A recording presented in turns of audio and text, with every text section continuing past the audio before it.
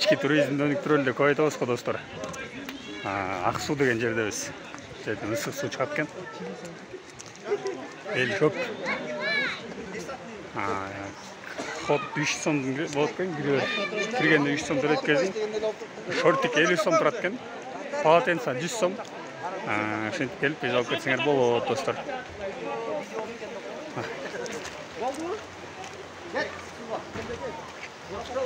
Ол жактар ар бири кара жазына карата бөлүнөт экен, ызыгыраак, өтө ысык болчу. Ол жак эң муздак жер могу деп.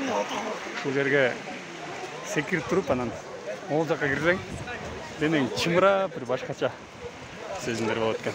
Ошол достор. Көп деле каражат кетпейт экен, мен байкашымча. Баардык адамдар келип эз алып кетсе болот.